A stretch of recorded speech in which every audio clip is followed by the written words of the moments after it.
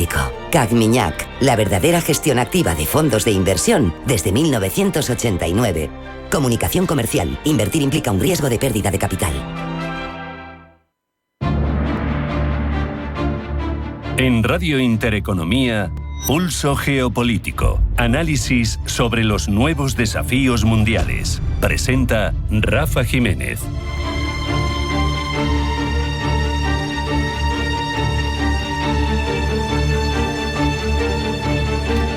Bienvenidos a Pulso Geopolítico. La tragedia que se vive en Gaza se ha convertido en una herida abierta que está desangrando no solo a Palestina e Israel, sino a toda la región de Oriente Próximo y especialmente a la conciencia internacional. Estamos viendo un drama con múltiples capas, la de los niños enterrados bajo los escombros, la de las familias que lo pierden todo, pero también una sociedad colectiva, una sociedad en su conjunto sometida a un castigo colectivo, un liderazgo político en el de Benjamín Netanyahu decidido a avanzar sin freno a sangre y fuego, y unos familiares de unos rehenes que siguen diciendo que su propio primer ministro es quien se empeña en boicotear la salvación de sus familiares. Netanyahu repite incansable que todo se justifica por los atentados de Hamás de octubre del 23, un episodio brutal que cegó la vida de centenares de civiles israelíes, de más de 1000, y que sigue siendo utilizado para una política que, sin embargo, da la sensación de que estaba escrita mucho antes. No hay más que revisar las hemerotecas, las videotecas, para comprobar que hace 20 años ya Netanyahu defendía exactamente la misma estrategia que está llevando a cabo ahora en Gaza: la demolición de ese territorio como entidad viable, la aniquilación de cualquier interlocutor palestino válido y la negación de la posibilidad de la solución política. Da la sensación, es imposible evitar pensar, que el ataque de Hamás le proporcionó la excusa perfecta para hacer lo que siempre aspiró, lo que siempre quiso hacer. Hoy, sin embargo, los propios ciudadanos israelíes se rebelan en mayor o menor medida contra él. Las familias de los rehenes judíos que sufren en carne propia la violencia terrorista de Hamás señalan directamente a Netanyahu como responsable de sabotear los procesos de paz, de bloquear cualquier negociación de intercambio y de poner, en definitiva, sus intereses políticos por encima de la vida de sus propios compatriotas. Para ello, le acusan. El primer ministro prefiere mantener viva la guerra, prolongar la tensión, evitar concesiones antes que arriesgarse un alto el fuego que lo debilite, que sin duda lo va a debilitar cuando llegue, en la escena interna de su país. Y es que la situación política personal de Netanyahu no es un asunto menor en toda esta ecuación. Netanyahu sabe perfectamente que el día en el que deje el poder se va a abrir contra él un proceso judicial en su propio país por corrupción y por abuso de poder. Y la guerra, en este sentido, actúa como salvavidas para Netanyahu. Mientras mantenga a Israel en pie de guerra, puede seguir justificando su presencia en el cargo. Si la paz llega mañana, el primer ministro tiene que sentarse en el banquillo, no puede escudarse en la amenaza existencial para desviar la atención. Esta ecuación explica en parte la obsesión de Netanyahu por prolongar el conflicto a cualquier precio, aunque se mida en miles de vidas palestinas o en un deterioro de la posición internacional de Israel sin precedentes. Pero además se incorpora la variable de los ataques a terceros países soberanos, como los registrados en Qatar, que muestran la disposición del gobierno israelí a vulnerar de forma sistemática esa soberanía de estados ajenos, desafiando todas las disposiciones del derecho internacional. Con ese ataque, Netanyahu erosiona la seguridad internacional, multiplica el riesgo de que la guerra se expanda, y es que al final quiebra la confianza de los estados vecinos, que ven amenazada su propia integridad territorial. Hay reunión extraordinaria, sin ir más lejos, de la Liga Árabe para tratar este asunto. Ya no se sienten seguros ni siquiera los países que han ayudado diplomáticamente en otras ocasiones a Israel. Por lo tanto, la región se convierte más en polvorín que nunca. Además, cuando un Estado democrático decide bombardear de manera indiscriminada, el mensaje que se envía al mundo es que las convenciones internacionales que se aplican en principio a la guerra han dejado de importar. Y esto, no podemos obviarlo, va a alimentar nuevas espirales de odio, le guste o no a Netanyahu. Ahora bien, esta crítica a Netanyahu y a la brutalidad de sus métodos no puede obviar otro aspecto incómodo.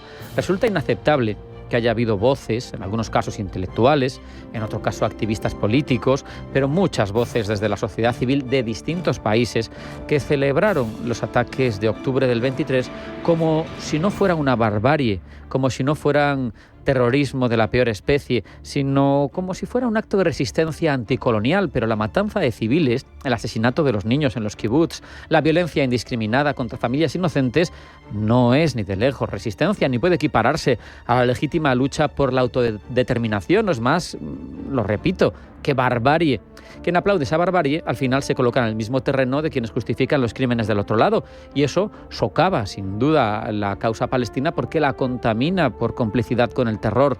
El drama en Oriente Próximo, en este caso, se ve atrapado en un doble secuestro: el de Netanyahu, que instrumentaliza la memoria de las víctimas civiles para justificar su política de exterminio en Gaza, y el de ciertos sectores radicales de la propia Palestina, pero de muchas naciones occidentales que quieren criticar y quieren justificar la causa palestina a partir de una realidad que no es sostenible, de un permiso ilegítimo para cometer cualquier barbarie contra la sociedad civil israelí, que no puede ser aceptada de ninguna manera. El resultado de esta dinámica es que vemos que los actores externos, Estados Unidos, Unión Europea, las monarquías del Golfo, pues tienen que posicionarse o en una complicidad silenciosa, o en crítica tibia, como pasa en algunos casos, o en una denuncia que no va más allá, que no tiene consecuencias.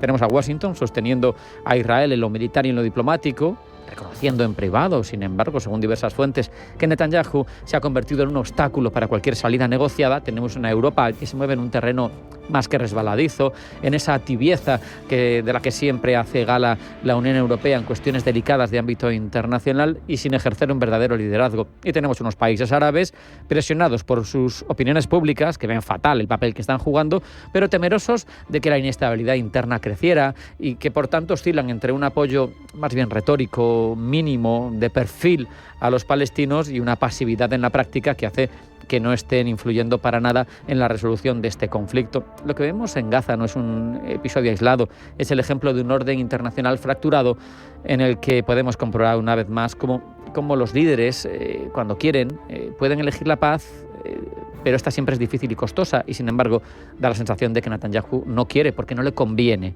Y quienes celebraron la masacre de octubre, defendiendo presuntamente a los palestinos, tampoco quieren la paz.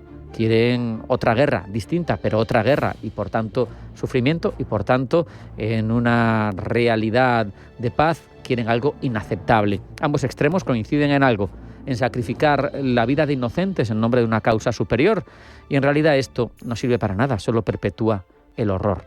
Vamos a hacer un alto en el camino. A la vuelta, tras una pequeña parada publicitaria, vamos con los titulares de información geopolítica que elabora Blanca del Tronco. No se vayan, porque sigue Pulso Geopolítico.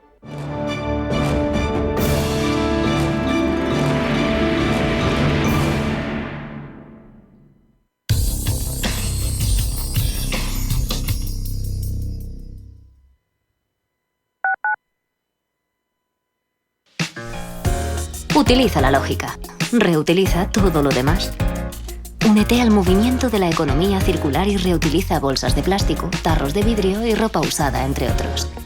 Repara, reutiliza, recupera, recicla. Comunidad de Madrid. En Radio Intereconomía te acompañamos donde tú quieras. Sintonízanos en directo a través de la radio, nuestra web, aplicación móvil o canal de YouTube. Si lo prefieres, también puedes encontrarnos en diferido a través de iVoox, Apple Podcast, Spotify y todas las plataformas de podcast. La mejor información económica en cualquier momento y desde cualquier lugar. Radio Intereconomía, siempre contigo. ¿Tienes 1.000 euros y no sabes dónde invertirlos? Olvídate de consejos de cuñados y apuesta por la inteligencia artificial profesional. En Investing.com tienes a tu alcance el poder de ChatGPT para analizar acciones. Miles de datos analizados, algoritmos que detectan oportunidades y herramientas profesionales. Y lo mejor, todo gratis. Descarga ahora la app de Investing.com y empieza a invertir con cabeza, no solo con corazonadas. Cierre de mercados es como el punto en la I. Un programa que deja las cosas en su sitio. Hola, te habla Javier García Viviani. A las 3 de la tarde comenzamos a Cierre de Mercados en Radio Intereconomía. La mejor manera de estar informado de toda la actualidad económica. Di que nos escuchas. Este eres tú gastando agua. Y este eres tú lloviendo. Que llueva, que Y es que cada vez que ahorras agua, llueve un poquito. Tú puedes llover, yo puedo llover, todos podemos llover. Deja de mirar al cielo y empieza a llover un poco cada día. ¿Llovemos juntos? Canal de Isabel II. Cuidamos el agua.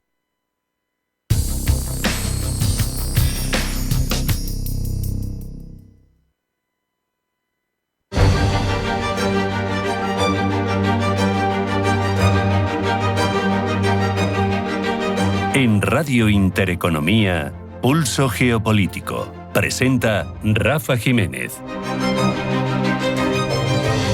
Vamos con las informaciones de ámbito geopolítico de la jornada en forma de titulares que elabora Blanca del Tronco. Blanca, bienvenida, buenas tardes. Buenas tardes.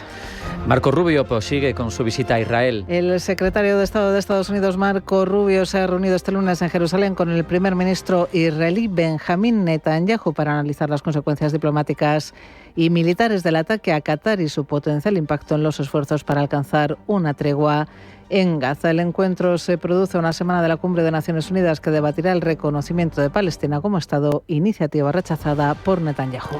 Israel continúa, entre tanto, con su ofensiva en Gaza. El ejército israelí no descansa en sus bombardeos para tomar la capital del enclave, cuyos habitantes huyen hacia el sur en busca de refugio. Qatar acoge una cumbre de emergencia de la Liga Árabe. Reunión junto con la Organización de la Cooperación Islámica para coordinar una respuesta al reciente ataque israelí contra el grupo islamista Hamas en Doha. Rusia, entre tanto, intenta avanzar en Ucrania. Con el epicentro de los combates en Donetsk, en Rusia continúa tratando de avanzar en otras regiones mientras sus tropas intensifican los ataques en la región de Kharkov, aunque sigue perdiendo terreno en Sumy. Estados Unidos y China negocian en Madrid. El secretario del Tesoro estadounidense Scott Bessent y el viceprimer ministro chino He Lifeng continúan las negociaciones en Madrid para lograr un acuerdo sobre aranceles, controles de exportación y el futuro de TikTok. Saltamos a América. El gobierno argentino debe presentar hoy el proyecto de presupuestos. El gobierno de Javier Milei tiene plazo hasta el lunes para remitir al Congreso el proyecto de ley de presupuestos 2026 con las previsiones de gastos e ingresos de la Administración Pública Argentina, cuyo último presupuesto fue aprobado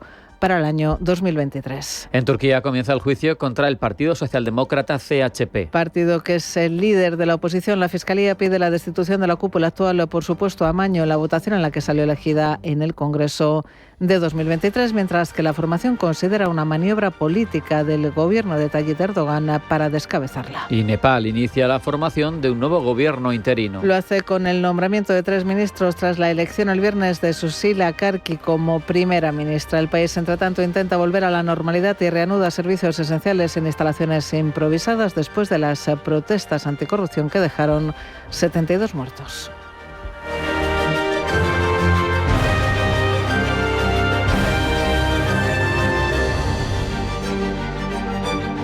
Hemos sentado las bases, ahora profundizamos en todas estas informaciones, Blanca. El ataque israelí a representantes de Hamas que estaban en suelo qatarí ha llevado a los estados árabes a cuestionar las garantías de seguridad de Estados Unidos a los países del Golfo. En este contexto, la visita del secretario de Estado de Estados Unidos, Marco Rubio, a Israel podría haber echado más leña al fuego. Pablo Llanoné.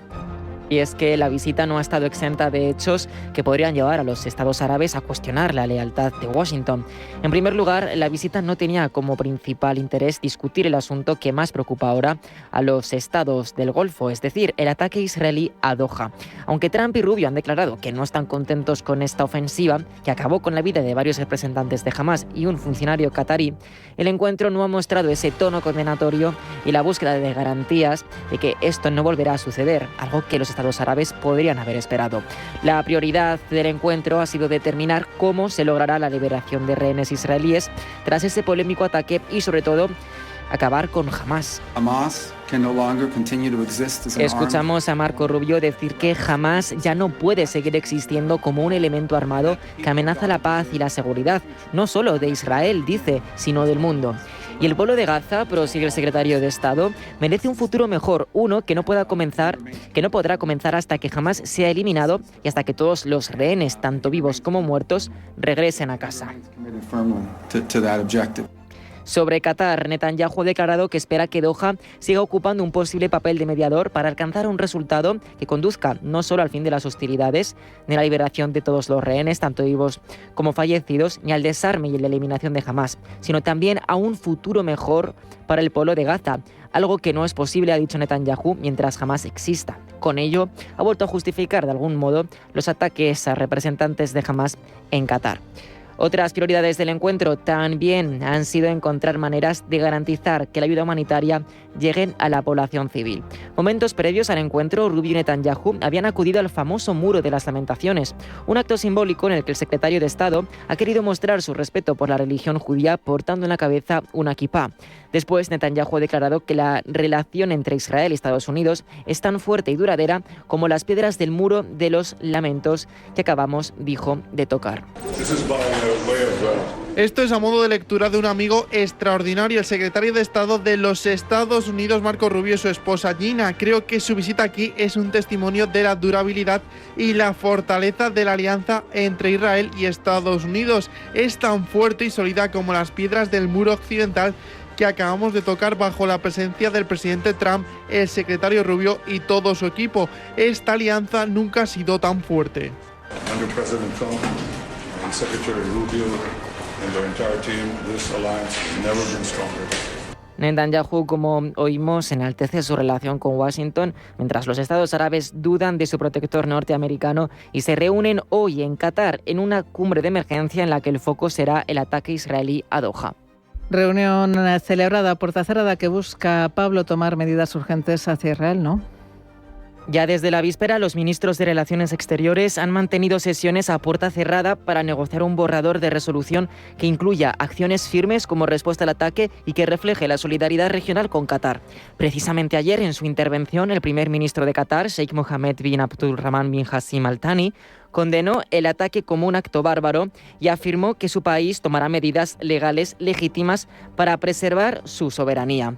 Hoy, de lo poco que sabemos de lo que está pasando en ese encuentro a puertas cerradas, es que el presidente de Irán, Masoud Pezeshkian, ha propuesto que los países islámicos corten vínculos diplomáticos con Israel si la situación lo requiere. Asimismo, ha aludido a la necesidad de unidad y coherencia en las acciones contra lo que ha calificado como un régimen falso. En nuestro país, entre tanto, sigue coleando la suspensión de la final de la Vuelta Ciclista a España. El presidente del Gobierno asegura que ayer se puso la seguridad de los ciclistas por delante de cualquier otra cosa. Pedro Sánchez, eso sí, ha vuelto a mostrarse orgulloso por lo visto ayer en las calles de Madrid. Nosotros, por supuesto, que rechazamos siempre la violencia. Faltaría más. Lo hemos hecho siempre. Sentimos, como dije ayer, una profunda admiración y respeto por nuestros deportistas, por los ciclistas de la Vuelta Ciclista a España.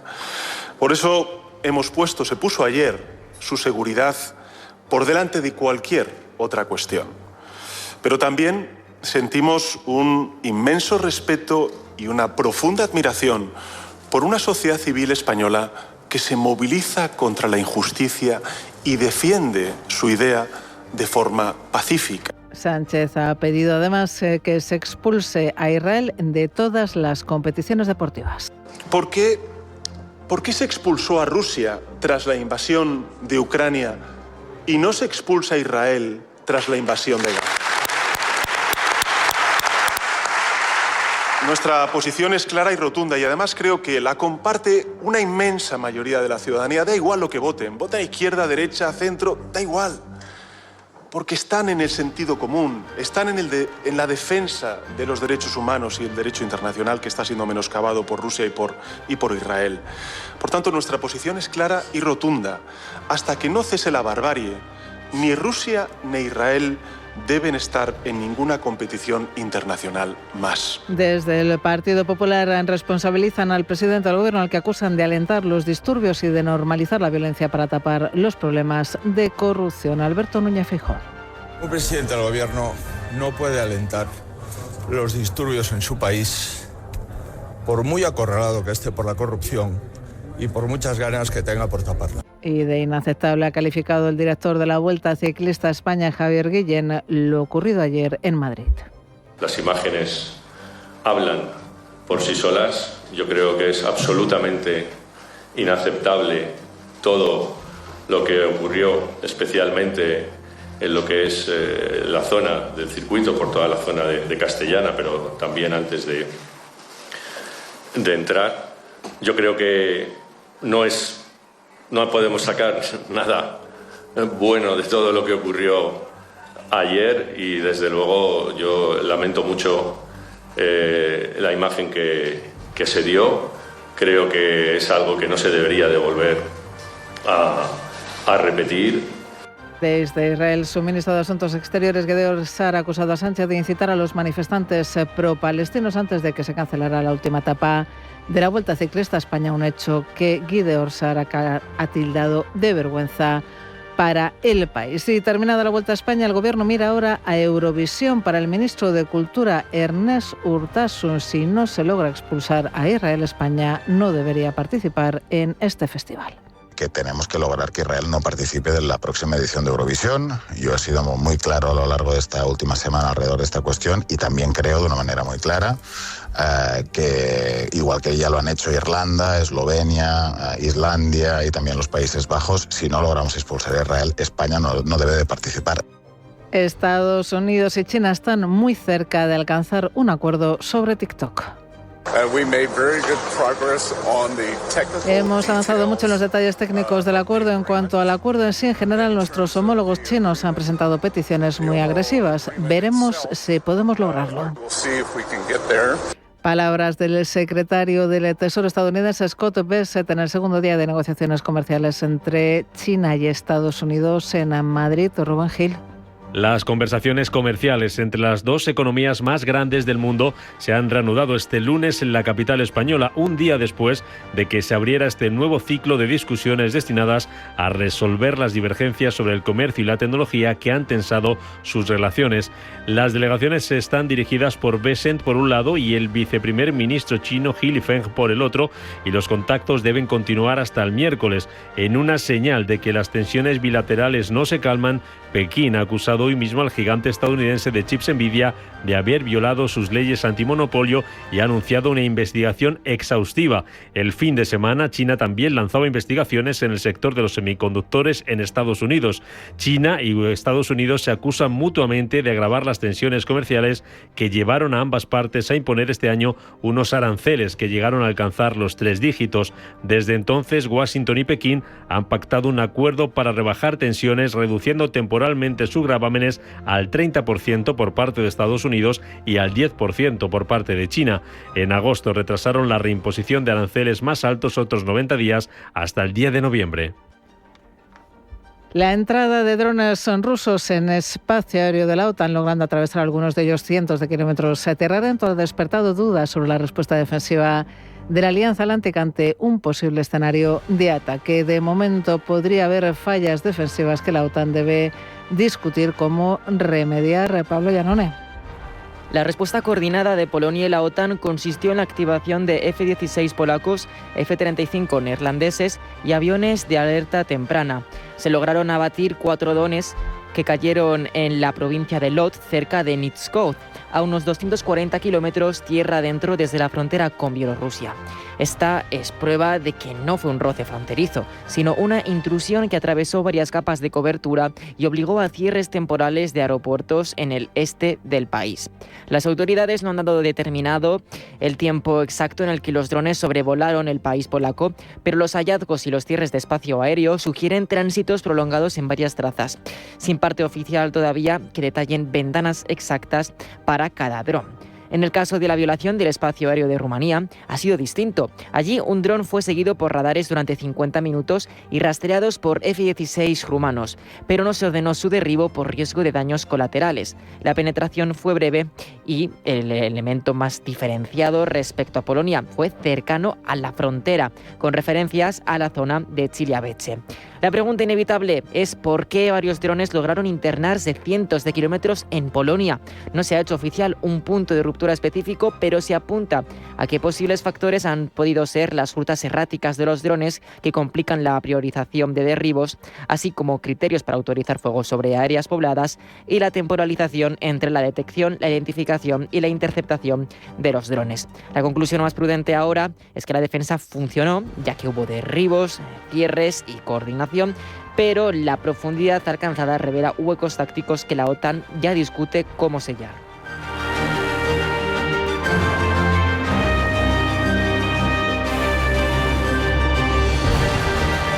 En Radio Intereconomía, Pulso Geopolítico.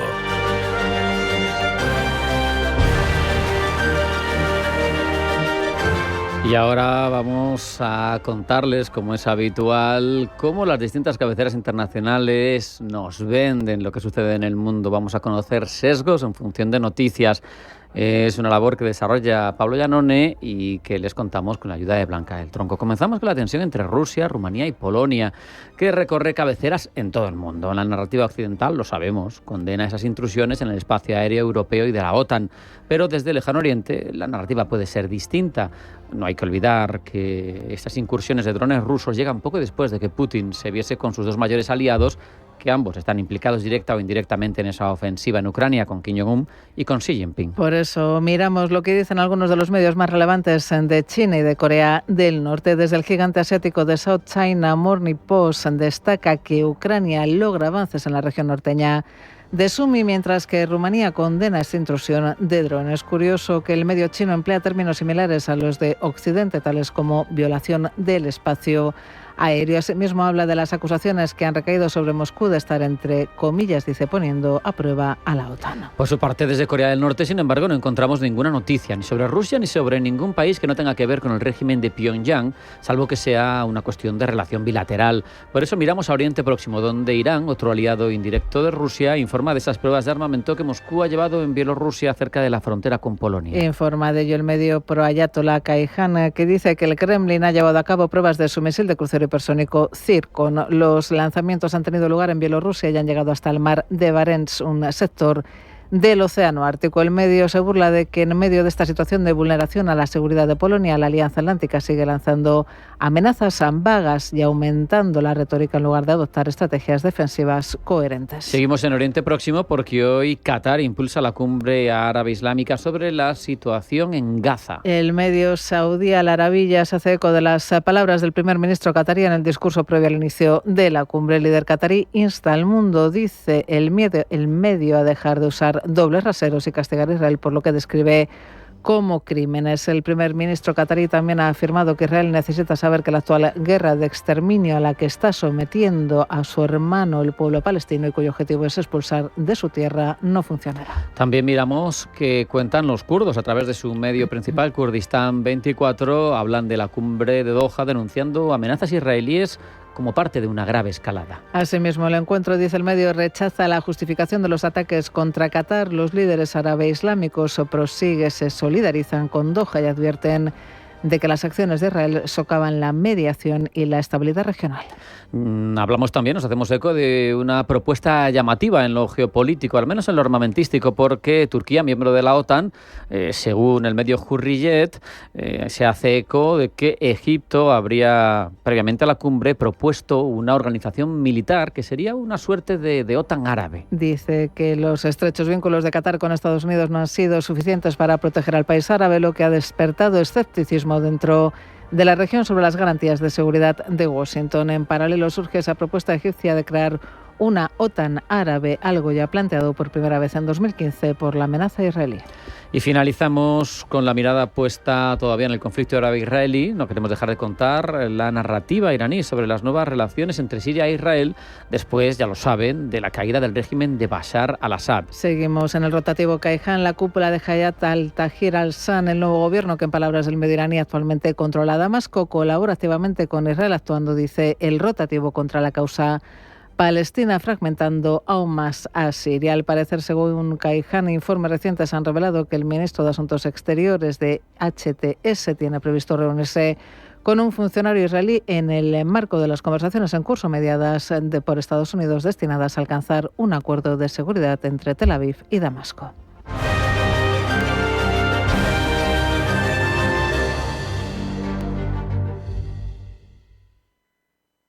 El único museo Picasso del mundo situado en un destino rural y rodeado de murallas medievales en Buitrago del Lozoya. La rica gastronomía tradicional de Patones de Arriba, un pueblo de cuento. El bosque finlandés, el monasterio de Santa María del Paular y el chocolate artesanal. ¿Imposible contarte en tan poco tiempo? todo lo que puedes descubrir en las villas de Madrid. El mejor estilo de vida del mundo. Comunidad de Madrid. Tengo 25 años y me siguen llamando ¡Vicentín! No me molaba mucho, hasta que descubrí las ventajas de ser Jovenin. Bizum para todo. Viajas con descuentazos y sin comisiones por cambio de divisas. Y pillas chollos en Marcastop. Ser Jovenin renta. Caja Rural de Zamora. Gente como tú. Antes de que amanezca te acompaña, escucha y ameniza las mañanas en Radio Intereconomía. Antes de que amanezca, con Guillermo Sancho Muela. De martes a viernes, de 6 a 7 de la mañana, en Radio Intereconomía. Llega la tercera edición de los Premios Intereconomía, la gran cita para celebrar la innovación, el talento y la excelencia. Si tu empresa tiene una historia que contar, un proyecto que inspira o un éxito que merece ser reconocido, inscríbete ya. Súmate a esta tercera edición de los Premios Intereconomía, donde las empresas que mueven nuestro país son las verdaderas protagonistas. Descubre toda la información en premios.intereconomía.com.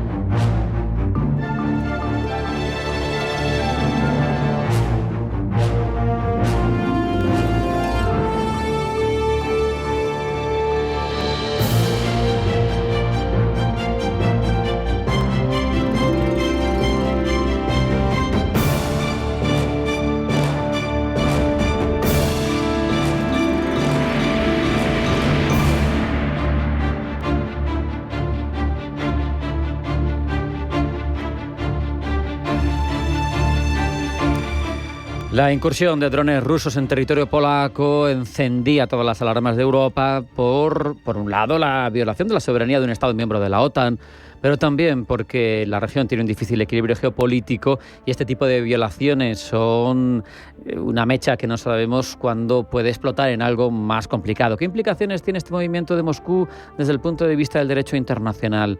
¿Cómo es la respuesta adecuada por parte de Occidente para evitar escalada, pero a la vez no mostrar debilidad?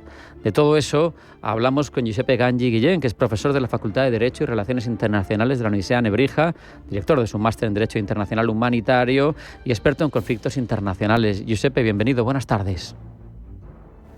Buenas tardes, Rafa, Blanca, los amigos de producción y a nuestra audiencia en Pulso Político. Te quería preguntar, sobre todo por la reacción en primer lugar, ¿no? Polonia invocaba sin mucho tardar el artículo 4 del Tratado de la OTAN, que no es el famoso, el 5, el de ayuda mutua. Esto, en tu opinión, como experto en Derecho Internacional, ¿es lo lógico? Y sobre todo, ¿qué mensaje transmite esa invocación del artículo 4 del Tratado de la Alianza Atlántica? Bien, Rafa, primero que fue la reacción más rápida y era de esperar. Hay quienes, como no, se mantienen temerosos por utilizar un término respetuoso a la invocación inmediata del artículo 5. El artículo 5 señala que no solamente conversar, mediar, regular, revisar, estudiar, sino también reaccionar. Y habla sobre todo también de considerar la legítima defensa en el caso de dos estados al sentirse de alguna u otra manera vulnerado su espacio soberano. ¿Era de esperar? Pues sí, las reacciones en Washington, pues la reunión del Consejo de Seguridad, sí. Pero ¿qué nos está ocurriendo a la fecha de hoy? Estamos hablando que han pasado 4 días, pues no hay informes oficiales, no hay opiniones oficiales más allá de lo que tenemos. Hasta este momento hemos visto son unas declaraciones del Kremlin donde dicen, pues sí, los drones eran nuestros, están en Bielorrusia, sin embargo no es atribución nuestra, tienen que hablar con el ministro de Defensa. El ministro de Defensa dice, bueno, sí, ciertamente hubo una posible desviación de los drones, hubo una entrada a un espacio pues que no estaba controlado, que es la OTAN, pero no fue nuestra intención. Pero no es nuestra intención a 150 kilómetros hacia adentro. Hombre, hay que revisar bien a qué nos referimos con cuál era la intención real. Claro. Pero ciertamente, como les comento, no hay opiniones oficiales, ni informes, no hay peritaje, no hay absolutamente nada en este momento, Rafa. El primer ministro polaco, Donald Tusk, calificó rápidamente el incidente como una provocación a gran escala. Desde la otra parte se asegura que es un error técnico de momento, así para salvar la imagen. Pero yo te pregunto, Giuseppe, ¿de qué depende? ¿Cómo se gradúa lo que es provocación diplomáticamente en las relaciones internacionales y lo que es pues un fallo técnico? ¿Cómo podemos matizar eso cuando uno es un presunto agresor o un negligente y el otro es un agredido? Bien, excelente la pregunta, Rafa, fíjate. Esta incursión accidental fue de aproximadamente 9 horas. Comenzó a las 18:30 horas de un día y terminó a las 6:30 del día siguiente. Entonces, cuando hablamos de posible accidente en las vías de comunicación, dice, bien, pero fueron 21 aeronaves. Y de las 21 durante 9 horas, no hay quien determine que hay una falla, que hay que detener un ejercicio. Voy a utilizar el término ejercicio, que es el que están desarrollando en este momento. Pues tengo mis apreciaciones. Ahora, ¿cómo determinar hasta qué punto de vista puede ser considerada una agresión o hasta qué punto los países han reaccionado de la manera establecida en el marco jurídico internacional? Bien, el derecho internacional humanitario, más allá de regular, de establecer las normas mínimas de humanidad a quienes participan y a los que no participan en los conflictos armados, también establece un marco regulatorio muy estricto sobre en qué momento se autoriza, no se autoriza y de qué forma se regula de manera progresiva el uso de la fuerza. Existen 4 principios, que son el principio de la distinción, la proporcionalidad, la precaución y la humanidad. Desde el lado de Rusia hacia la Unión Europea, hacia Polonia, se ha señalado que, bueno, fue un error, hay fallas en la interferencia, esto fue parte de un ejercicio. Sin embargo, pregúntele al ministro de Defensa, porque es competencia de defensa. Del lado de la Unión Europea, y evidentemente pues esperado por parte de la OTAN, la reacción sí obedece a estos 4 principios que les estoy señalando, pero es que tenía que obedecer. Y aún así hay una vulneración del espacio territorial, no solamente por naciones, Polonia dentro del espacio de la Unión Europea, pues es una violación al espacio de la OTAN. Ciertamente el Kremlin señaló de inmediato, no tenemos intención de entrar en conflicto con la OTAN, pero a mi criterio, que me gusta la parte del estudio de los conflictos y la regulación jurídica, el uso de la fuerza, Rafa, tengo la sensación que Rusia ha logrado lo que hasta ahora ha deseado, que es mantener la tensión en Europa, demostrar, sigo aquí, generar la sensación de que no existe solamente un flanco porque puede ingresar, pero a la vez mantiene una posición de yo no deseo confrontar a la OTAN. Fue un error técnico y el ministro se encargará de esto, el ministro de Defensa. De hecho, Giuseppe, juegan a ese peligroso juego de ir empujando poquito a poco las líneas rojas, las fronteras de los sucesos, con una escasa potencia, vamos a decir, para no generar una respuesta más grande, pero con esa intención que tú apuntas, e incluso hoy venían a decir desde también del Kremlin, bueno, es que nosotros de facto ya estamos en una guerra, aunque sea difusa, contra la OTAN, con lo que juegan a ese juego complejo, ¿no? De decir, yo voy empujando a ver cómo respondes y a ver cómo voy moviendo cada vez más el nivel, el horizonte de incidentes. Lo has dicho, Rafa. Ciertamente, Kremlin ha negado tener la intención de atacar la OTAN, pero las rutas de desplazamiento aéreo, el daño infraestructural, la detección del tipo de dron, los drones se encontraban volando, para tener una idea aproximada, cuando un dron se encuentra volando a una baja altura y una velocidad baja, pues podemos deducir que se trata de un dron de reconocimiento. No difícilmente va a ser detectada alguna carga explosiva durante su trayectoria, pero sí el desplazamiento de altura sirven para determinar la posible intención. Pero es que los 19 drones no hay una velocidad fija establecida. Unos iban rápido, unos iban lento, unos iban a unas alturas elevadas, unas a unas alturas bajas, entraron en territorio, hubo lesión en infraestructura. A mi criterio, por supuesto que hay elementos para señalar que sí hay intrusión. Estaban, a mi criterio, se intentó medir, se logró medir la capacidad de reacción. Nuestra respuesta tiene que ser institucional. Se reaccionó en base a los elementos que estaban disponibles al momento, pero fue durante 9 horas. O sea, un error en 9 horas se puede corregir, Rafa. Sí, sí. Y Josep, a la luz del incidente, te pregunto, por un lado, tu opinión sobre la respuesta y qué mensaje está al final enviando la OTAN a Rusia, cómo puede influir en la seguridad de Europa del Este, que al final es lo que más preocupa en general. Veo 2 elementos, Rafa. El primero, ambos lados están señalando una postura clara respecto al no deseo de ir a un conflicto. Es importante señalar que cualquier conflicto, cualquier amenaza, cualquier respuesta poco analizada puede representar una tercera contienda internacional. Ningún país del mundo está preparado para un tercer conflicto, Rafa. Y desde el otro punto de vista de qué mensaje se está trasladando, pienso que la tensión económica en este momento está jugando un papel muy importante, porque tenemos a países, miembros del Consejo de Seguridad, con capacidad de veto, con capacidad de voto, con capacidad de incidir directamente en cualquier actividad, que también tienen sus propias guerras económicas entre ellos.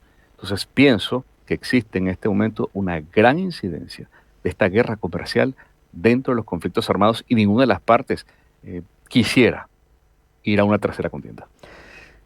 El incidente de los drones quizá también tiene una derivada que se puede analizar desde el punto de vista de cambio cualitativo del tipo de incidentes. Antes no había drones. Entran dentro de lo que podríamos llamar una guerra híbrida, de esa necesidad de organizaciones tradicionales como la OTAN de adaptarse, porque esto es muy diferente a lo que había en la Guerra Fría y tienes que medir precisamente lo que hemos estado hablando, tu capacidad de respuesta, porque esto no es igual a que te lancen un misil, tiene sus matices, ¿no? Es verdad, Rafa. Nos estamos manejando desde hace un par de meses para acá en una zona gris. Ciertamente la zona negra representa los conflictos y las zonas blancas en donde existe una ausencia de conflicto. Pero en este momento nos encontramos en una zona gris en la que, sin ser parte activa del conflicto, me estoy viendo afectado por el impacto de este conflicto que está fuera de mi entorno. Hay quienes señalan que desde el primer momento que España envió el primer botiquín con algodón, con alcohol, ya está haciendo una participación directa en el conflicto. No, hay ciertos criterios que señalan a partir de cuándo somos participantes directamente, pero como bien señalas, es difícil en este momento establecer un criterio claro de a partir de cuándo poder señalar que es un conflicto que amerita la asistencia directa de OTAN, cuando nada más podemos invocar el artículo número 4, a partir de cuánto el número 5. Lo que sí es verdad es que existe un marco jurídico robusto y sólido, y a raíz del surgimiento de los drones existe la necesidad de adaptar este marco. Ya hay un marco jurídico, ya hay un marco normativo, y hay herramientas que se pueden utilizar, solo que, como bien señalas, fueron creadas en aquel momento, en base a las necesidades de aquellos momentos. Lo que nos queda es adaptarlas a estas nuevas realidades. No queremos pensar que en el caso de los drones, es verdad, existen muchos tipos de drones. Están los que están medianamente semicontrolados por seres humanos, están los que completamente el control depende del ser humano, pero también está el machine learning, están aquellos que a través de sistemas de inteligencia artificial y un par de instrucciones que elegiremos, pues él se encargará de detectar, buscar, planificar, merodear zonas de conflicto, y él determinará cuál es el blanco legítimo y cuál no. Y esto es ceder por completo. No sé, te quería preguntar, opinión personal, el hecho de que tengamos policía aérea, cazas españoles a la 12 de Torrejón, hay más alas, ejerciendo de policía aérea en el Báltico, en Rumanía, con misiones enmarcadas dentro de la OTAN, ¿eso nos implica o no nos implica? El botiquín no, pero los cazas. Ya los cazas, sí. Y en el marco de la OTAN, ya cuando la OTAN fija una posición, por supuesto que estamos dispuestos a defender nuestra frontera, nuestros intereses, nuestros espacios territoriales. Sí, tenemos también a un Estados Unidos que señalaba, voy a hablar con la OTAN, con unos amigos que tengo para ver si de alguna u otra manera encontramos la manera de apoyar a Europa. Hombre, y ahora nos encontramos con los Estados Unidos y dice, mira, ya me interesa es defender mi espacio territorial. Ahora, ¿qué está ocurriendo hoy? Pues bueno, ya hay zonas de exclusividad aérea. No hay autorización para vuelos que estén por debajo de los 6.000 pies. Para tener una idea, Rafa, 6.000 metros.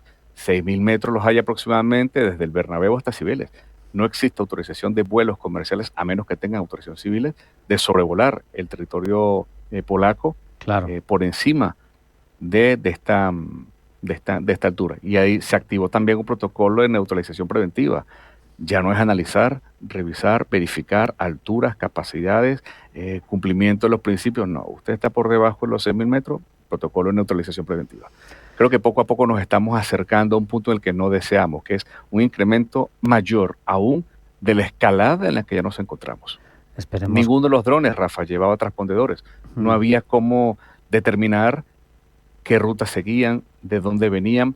Si el discurso ruso, a mi criterio y con el mayor de los respetos y consideraciones, si el discurso ruso fuera tan cierto que fueron drones que se salieron de la ruta porque estamos en un ejercicio, me imagino que existía un mecanismo de control mínimo dentro de Rusia, o Bielorrusia, como lo queramos decir, pero es que ninguno de los aviones, ninguno de los drones tenía sistema de geolocalización o de seguimiento.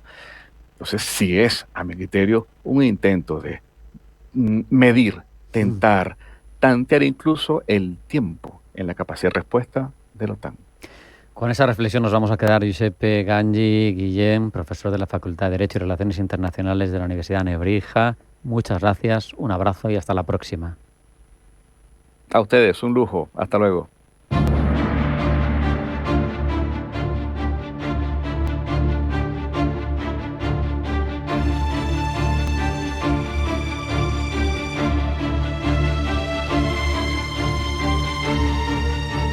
Hablamos ahora de una nación que tiene una larga historia, que es mucho más que un territorio montañoso en el corazón de Asia, que ha sido encrucijada, donde se han estrellado imperios, donde se han redefinido equilibrios globales, esa tumba de imperios. Si les gusta un poquito la historia ya sabrán que me estoy refiriendo a Afganistán, una pieza estratégica que sigue siendo a día de hoy un desafío, un país que combina un importante peso geoestratégico con un liderazgo profundamente controvertido.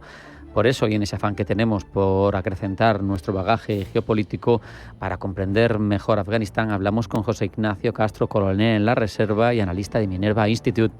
José Ignacio, bienvenido, buenas tardes. Bien hallado, Rafa, muy buenas tardes y de nuevo es un placer poder compartir contigo y con todos tus oyentes este rato tan agradable.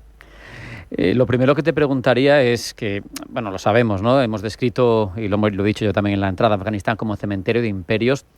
¿Por qué este país ha sido históricamente tan difícil de dominar? No ya en el pasado, que podríamos decir que los imperios tenían menos medios, sino con los medios de imperios modernos.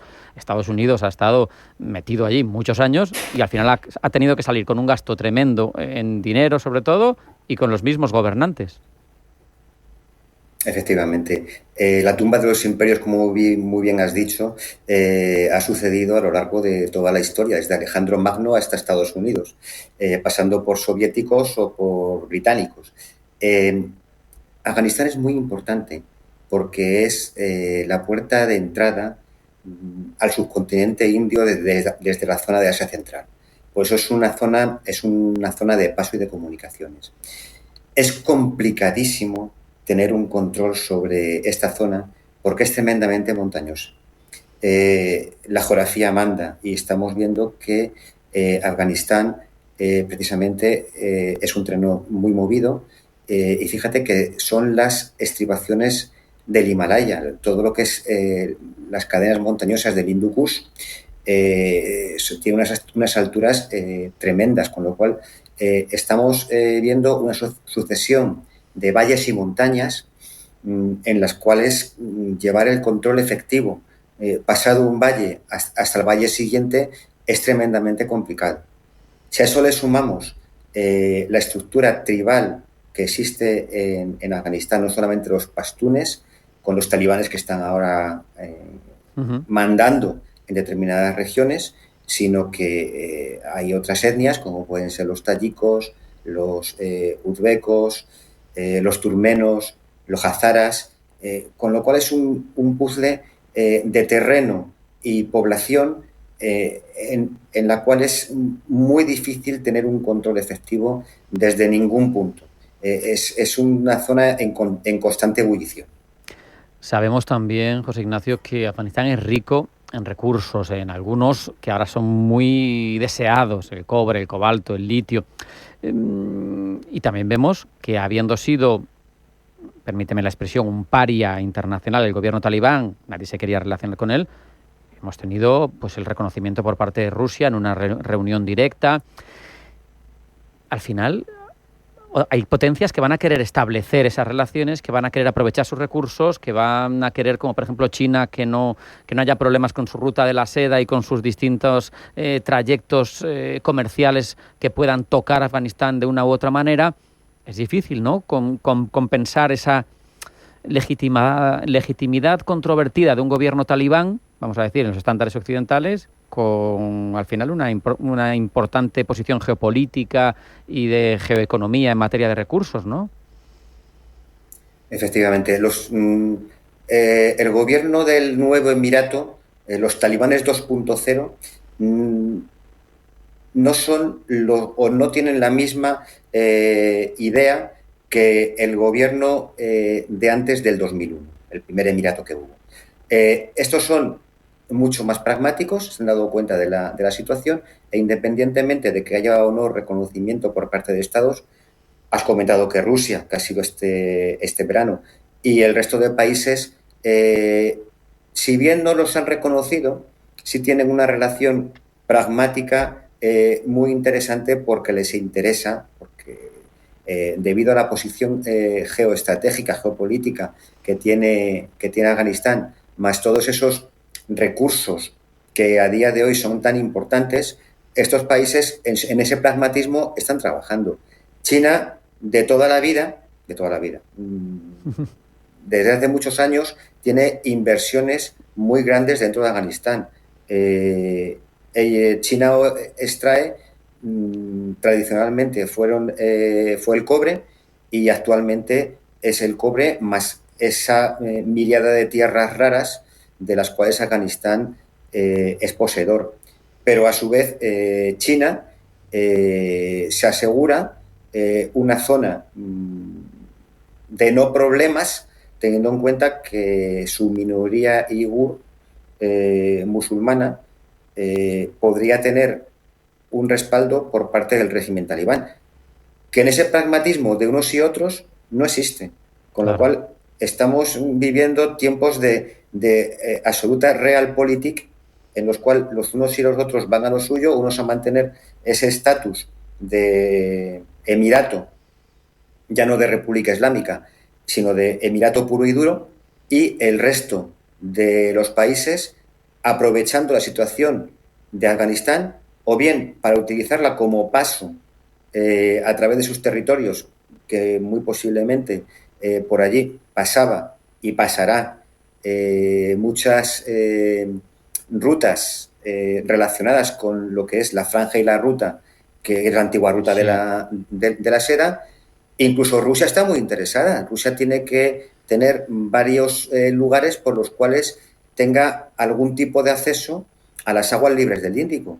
Rusia e Irán se llevan bien, y Afganistán es un buen paso para, a través de las repúblicas exsoviéticas de Asia Central, poder pasar a Irán y acceder a las aguas del Índico. Supongo que también tiene peso en la situación del país todo lo relacionado con algo que viene marcado por los talibán, con una crisis humanitaria, como por ejemplo también en global, endémica, pero también hemos vivido el terremoto reciente. Ese papel de la mujer, esa situación de la mujer, es evidente que hay que destacarla. No es sorpresa, sabemos cómo funcionan los talibanes, pero es un elemento a señalar también, ¿no? Porque al final distorsiona la capacidad de interactuar con ese país, ni siquiera en un espíritu pragmático, al menos por parte de Occidente. La población civil ha sido la que ha sufrido a lo largo de la historia los conflictos, y recientemente ha sufrido muchísimo. Yo recuerdo que en la época de la República Islámica, cuando estábamos allí desplegados, había hambre. En todas las zonas en las cuales o estaban muy alejadas de las rutas principales o no había un verdadero interés, la gente moría de hambre. O sea, el año 2008 fue un invierno muy duro, y hubo pueblos en los cuales, cuando hubo algún tipo de unidad de reconocimiento que llegó allí en la primavera, encontró a la gente muerta. ¿Qué ¿Qué es lo que ha pasado? La situación de la población civil ha ido de mal en peor porque el gobierno del Emirato no es un buen gestor, es un gobierno que intenta imponerse por la fuerza y muy difícilmente es capaz de tener la más mínima o muy poca acción social para que tanto la población que controla como la que está alejada como la que no controla pueda llegar a tener algún tipo de ayuda o apoyo. Si nos vamos al tema de la mujer, lo tenemos peor todavía. Si la mujer tradicionalmente en Afganistán ha vivido relegada a puestos de segunda categoría, sí es cierto que durante la actuación de las potencias occidentales lideradas por Estados Unidos durante el tiempo de la República Islámica se intentó dar un papel de mayor relevancia a la mujer, el cual ha caído en picado, claro, puesto que a las niñas no se las deja escolarizar. Muchas de las mujeres que tenían trabajos que ejercían no pueden ejercer estos trabajos y han pasado a tener un rol tradicional de, iba a decir absoluta sumisión, es que prácticamente es inexistencia, con lo cual dependen completamente. Si antes era una dependencia muy grande, ahora es una dependencia absoluta de lo que hagan y digan los varones de su familia. Tremendo.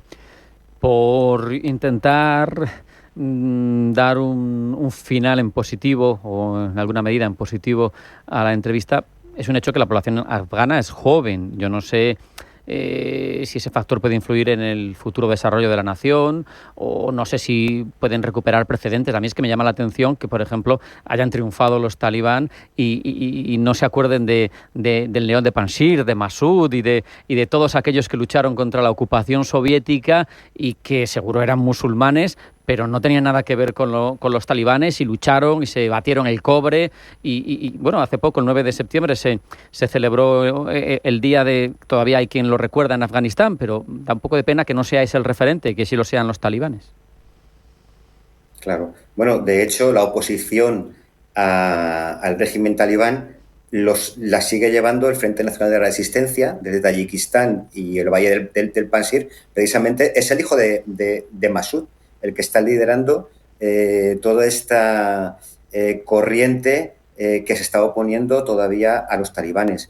¿Qué puede pasar en un futuro? No lo sabemos. Si es posible que puedan aunarse fuerzas de algún modo en contra de este gobierno talibán. La gente sí recuerda aquella época y en un futuro a lo mejor es posible que vuelva, pero todavía quedaría mucho tiempo.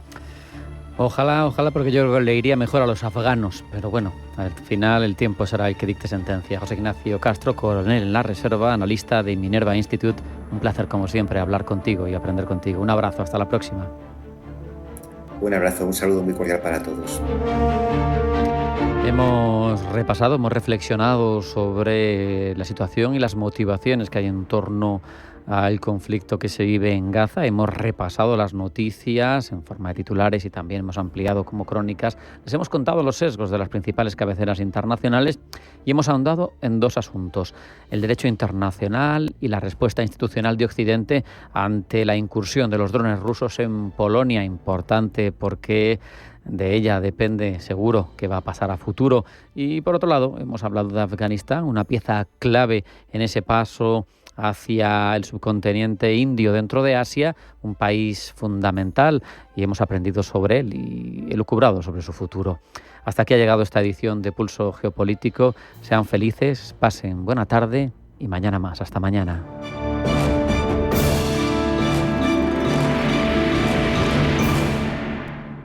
Cagmiñac le ha ofrecido Pulso Geopolítico. Cagmiñac, la verdadera gestión activa de fondos de inversión desde 1989. Comunicación comercial. Invertir implica un riesgo de pérdida de capital. Viaja, ahorra, vive. ¿Tienes entre 18 y 30 años? Pues por ser cliente de la cuenta Jovenin de Caja Rural de Zamora, ahora puedes disfrutar del Carné Joven Europeo de la Junta de Castilla y León gratis. Descuentos en transporte, cultura, ocio en más de 30 países europeos y con un seguro de asistencia en viaje. Actívalo ya y vive tu vida a tope con la cuenta Jovenin y Carné Joven Europeo. Junta de Castilla y León y Caja Rural de Zamora. Gente como tú. ¿Tu vehículo es tu herramienta de trabajo? Alquiver es el renting realmente flexible. La solución para tener tu vehículo siempre operativo y con todos los servicios en una cuota mensual fija, sin permanencias ni sorpresas. Alquiver, la compañía pionera con la más completa gama de vehículos de renting flexible para empresas en España. Infórmate en el 900 700 009 o en alquiver.es. La Hora de Miguel Ángel es un programa dedicado a la salud y la prevención de enfermedades. Con un lenguaje claro y sencillo, te explica cómo llevar una vida saludable. La Hora de Miguel Ángel, todas las noches a las 12 en Radio Intereconomía.